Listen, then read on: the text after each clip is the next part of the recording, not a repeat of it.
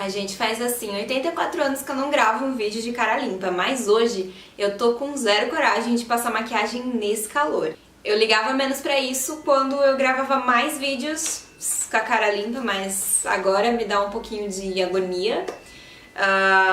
Não sei. Oi, eu sou a Lari e hoje eu vim falar um pouquinho com vocês sobre esse livrinho aqui que eu li, que é o Grimm's Fairy Tale ou Contos de Fadas dos Grimm. E pra falar sobre ele, eu também fiz uma pequena pesquisa sobre a origem dos contos de fadas, pra gente ter um pouquinho mais de conteúdo pra falar aqui também, porque esse livro aqui contém vários contos, alguns muito bem conhecidos por nós, principalmente por culpa da Disney aí, que apresentou vários deles pra gente. É claro que de uma forma, às vezes um pouco e às vezes muito diferente. E nessa pequena pesquisa que eu fiz aí, descobri que na verdade os contos de fadas, eles eram contados de boca em boca inicialmente. Então, é muito difícil dizer que existe uma origem correta ou uma versão correta dos contos de fadas e original, porque como essas histórias elas ainda não tinham um registro, ainda não tinham sido documentadas, e histórias de boca em boca, vocês sabem, né, que uma pessoa vai aumentando e a outra aumenta mais ainda, ou então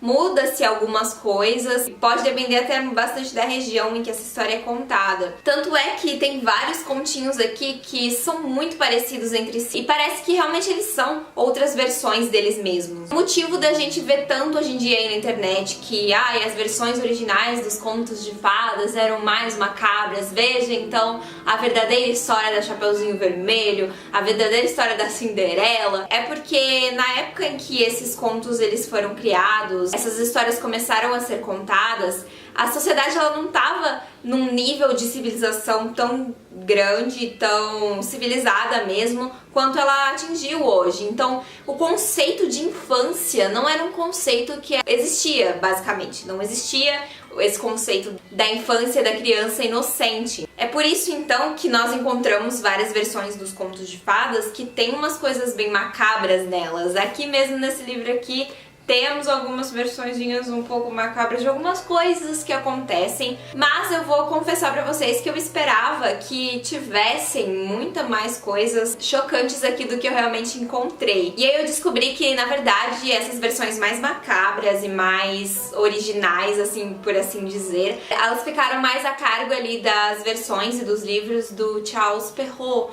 que foi um francês, que foi a primeira pessoa a documentar, realmente escrever esses contos de fadas. Isso aconteceu lá no século XIII e ele tem as versões mais violentas. Por exemplo, a versão da Chapeuzinho Vermelho dele, ela come simplesmente a avó dela e bebe o sangue da avó dela. Então assim, tranquilo, né? Quem nunca?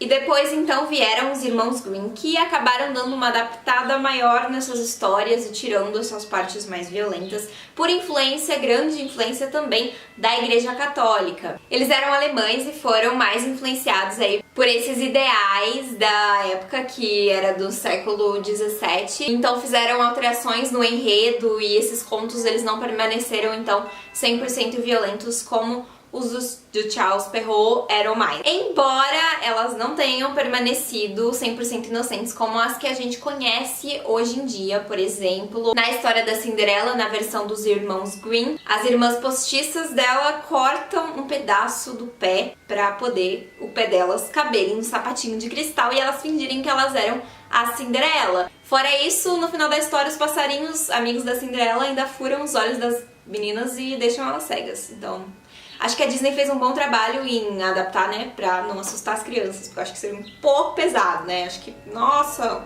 uma cegada de olho, poxa, né, uma cortada no pezinho ali, cortou um dedo, poxa. E na história da Branca de Neve, que também é uma das quais a gente mais conhece aqui, teve uma coisa que me deixou bastante surpresa, que foi o fato da menina ser mais burra do que a gente já tinha percebido que ela era, né? A madrasta da Branca de Neve, ela tenta matar a menina 2 vezes antes da maçã envenenada, então não tem só a maçã envenenada. E aí a Branca de Neve está lá na cabana dos anões que foram trabalhar e nas 2 vezes ela aceita os presentes que a madrasta vai dar pra ela, disfarçada, claro.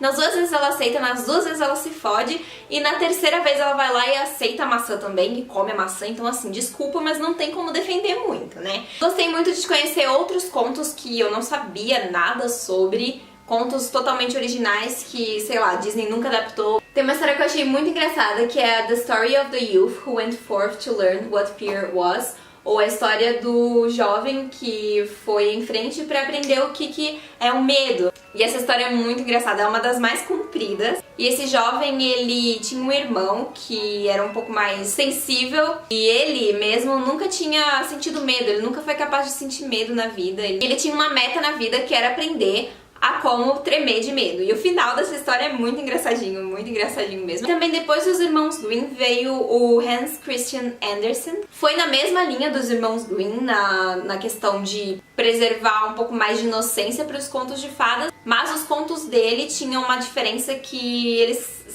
quase sempre tinham um final triste, porque ele queria passar meio que uma lição de vida para as pessoas que lessem. Bom, gente, foi isso. Eu espero muito que vocês tenham gostado dessa mini resenha. Super recomendo. É um livro super leve, rapidinho de ser lido. Caso você saiba inglês, é muito bom para treinar o seu inglês. Tem umas palavras que remetem à época que você fica um pouco confuso no começo, mas elas vão se repetindo, você vai encaixando elas pelo contexto. E é muito interessante também ver essas mudanças na linguagem que ocorreram de lá pra cá. Eu espero muito que vocês tenham gostado. Se vocês gostaram, por favor, deixa um gostei aqui embaixo pra me ajudar na divulgação do canal. Se inscreve e me segue lá nas redes sociais caso queira. E comenta aqui embaixo também o que você achou desse vídeo, qual é o seu conto de fada favorito, que eu vou adorar saber. Tchau, gente! Até o próximo vídeo!